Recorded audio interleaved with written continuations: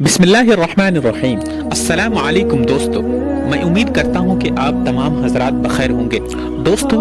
آج کے اس ایپیسوڈ میں آپ لوگ کو بتاؤں گا کہ ایک ہلکی داڑھی والا شخص حضرت عمر بن خطاب اور حضرت علی رضی اللہ تعالیٰ عنہ کے پاس بیٹھے ہوئے تھے۔ بڑے ہی پرہیزگار انسان تھے اور وہ ایسی کچھ بات کہہ گئے جن میں سے ایک بات یہ تھی کہ وہ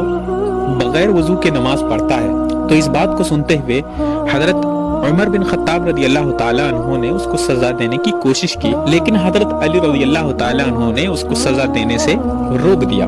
بس واقعے کو شروع کرنے سے پہلے آپ سے ایک چھوٹی سی درخواست ہے کہ ویڈیو کو لائک، شیئر اور چینل کو سبسکرائب ضرور کر دیں۔ جزاکم اللہ خیرا۔ دوستو، واقعہ یوں شروع ہوتا ہے کہ ایک دفعہ ایک ہلکی داڑھی والا شخص حضرت عمر بن خطاب رضی اللہ تعالیٰ عنہ اور سیدنا حضرت علی رضی اللہ تعالیٰ عنہ کے پاس بیٹھے ہوئے تھے۔ اس کی آنکھیں اندر کو دھسی ہوئی تھی، زبان ذکر و تسبیح میں مشغول تھی۔ حضرت عمر بن خطاب رضی اللہ تعالیٰ عنہ نے اس سے پوچھا کہ اے شخص، آپ کا صبح کس طریقے سے گزرا ہے؟ اس آدمی نے عجیب و غریب انداز میں جواب دیتے ہوئے کہا کہ اے امیر المؤمنین، میں نے اپنی صبح اس حال میں کی کہ فتنہ مجھے پسند ہے اور حق بات سے کراہت کرتا ہوں، یعنی میں حق بات کو ناپسند کرتا ہوں، اور بغیر وضو کے نماز پڑھتا ہوں، اور میرے لیے زمین پر وہ ساری چیزیں ہیں جو آسمان پر اللہ تبارک و تعالیٰ کے لیے نہیں ہیں۔ یہ ایک ایسی بات ہے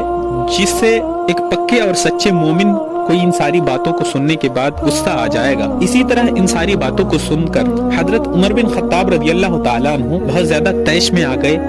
غصہ ہو گئے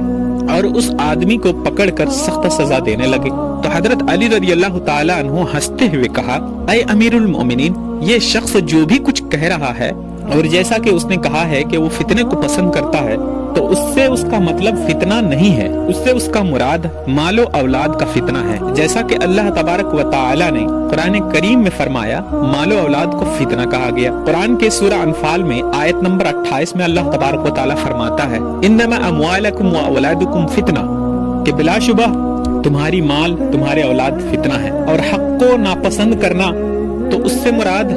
موت کی ناپسندیدگی ہے، جیسا کہ اللہ تبارک و تعالی نے سورہ قاف میں آیت نمبر 19 کے اندر ارشاد فرمایا وَجَاءَتْ سَكْرَةُ الْمَوْتِ بِالْحَقِّ ذَلِكَ مَا كُنْتَ مِنْهُ تَحِيدُ۔ اور بغیر وضو کے نماز پڑھنے کا جہاں تک سوال ہے، تو اس سے مراد اس شخص کا یہ تھا درود و سلام رسول اللہ صلی اللہ علیہ وسلم کو بھی۔ ظاہر ہے کہ صلاۃ کے لیے یعنی درود و سلام دعا کے لیے وضو ضروری نہیں ہے، اور اس شخص نے جو یہ کہہ کر آپ کو غصہ دلائے کہ زمین پر وہ ساری چیزیں ہیں جو آسمان پر اللہ تبارک و تعالیٰ کے لیے نہیں ہیں، اس سے اس کی مراد بیوی اور بچے ہیں۔ ظاہر ہے کہ اللہ کی نہ بیوی ہے اور نہ ہی اولاد، وہ ذات تو یکتا ہے، تنہا ہے، اکیلا ہے، بے نیاز ہے، نہ اس کے اولاد ہیں اور نہ وہ کسی کی اولاد ہے، اور اس کا کوئی ہمسر بھی نہیں۔ اس واقعے کو سن کر اور اس تفصیلات کو سن کر جو حضرت علی رضی اللہ تعالیٰ عنہ نے حضرت عمر بن خطاب رضی اللہ تعالیٰ عنہ کو بتایا اور سنایا، یہ سن کر حضرت عمر رضی اللہ تعالیٰ عنہ کا چہرہ بالکل خوشی سے جھوم اٹھا اور فرمایا وہ جگہ بری ہے جہاں ابو الحسن نہ ہو، یعنی علی ابن ابی طالب موجود۔ دوستو، آپ لوگ کو یہ بات معلوم ہو گئی کہ حضرت سیدنا علی ابن ابی طالب رضی اللہ تعالیٰ عنہ کس قدر عقل مند اور ہوشیار اور سمجھتانی، کس قدر مضبوط تھی، اور کس قدر آپ کی سمجھنے کی طاقت اور قوت موجود تھی۔ حدیث کو جو حضرت عمر فاروق رضی اللہ تعالیٰ عنہ اچھے طریقے سے سمجھ نہیں پا رہے تھے، حضرت علی ابن ابی طالب رضی اللہ تعالیٰ عنہ نے اس شخص کی ان باتوں کو اچھے طریقے سے سمجھا دیے، اور حضرت عمر بن خطاب رضی اللہ تعالیٰ عنہ کو اچھے سے بات سمجھ میں آ گئی۔ دوستو، میں امید کرتا ہوں کہ یہ واقعہ آپ لوگ کو بہت پسند آئی ہو۔ دوستو، آخر میں ہم اللہ تبارک و تعالیٰ سے دعا ہے کہ اللہ تبارک و تعالیٰ ہمیں حضرت علی ابن ابی طالب رضی اللہ تعالیٰ عنہ جیسی سمجھ اور سیدنا حضرت عمر بن خطاب رضی اللہ تعالیٰ عنہ جیسی قوت اور طاقت نصیب فرمائے، آمین یا رب العالمین۔ پھر کسی دن ایک ایسی ہی انٹرسٹنگ ویڈیو کے ساتھ آپ لوگوں کے سامنے حاضر ہوں گے، تب تک کے لیے آپ ہمیں اجازت دیں۔ السلام علیکم ورحمۃ اللہ وبرکاتہ۔